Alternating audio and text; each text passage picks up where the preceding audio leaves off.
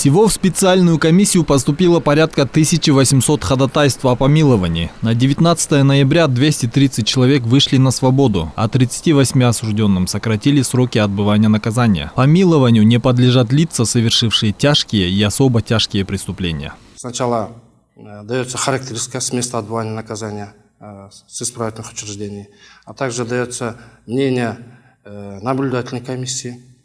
И с учетом этих характеристик, а также учитывая социальное положение, семейное положение осужденного, и если какие-то были заслуги, и решение принимается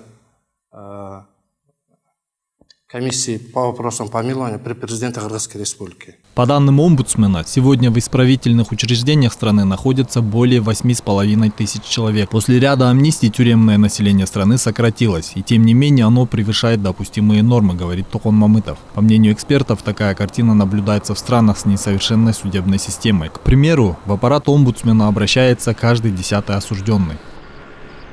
Те, которые совершили преступления незначительного характера. Там обращаются каждый 10-й, и они своих приводят факты, приводят документальные подтвержденные свидетельства о том, что они не совершали то или иное преступление, за которое они сейчас отбывают наказание. Несовершенство судебной системы, коррупция и отсутствие тщательного расследования преступлений правоохранительными органами нередко приводит к тому, что ломаются судьбы сотен людей, которые, возможно, несправедливо отбывают наказания в тюрьмах. Есть и экономическая сторона вопроса. Государство тратит большие деньги на содержание заключенных. Очень многие незаслуженно пребывают в колониях, в СИЗО, на долгое время остаются в ИВС.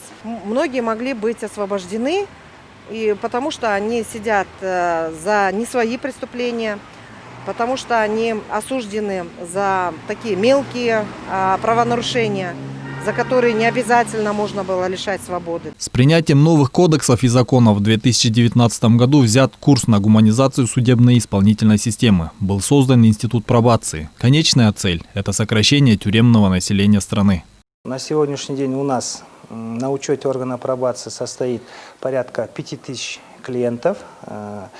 Если бы институт пробации на сегодняшний день не функционировал бы, то есть основания полагать, что из этих 5000 клиентов пробации, как минимум 60%, и они бы несли свой срок уже в закрытых учреждениях СИН. Мировое сообщество призывает страны по возможности разгружать пенитенциарную систему во время пандемии и отпускать из ИВС и СИЗО лиц, совершивших мелкие проступки и правонарушения, не представляющих угрозу обществу. Азамат Кенжешев, Эрнест Умралиев, Нью ТВ.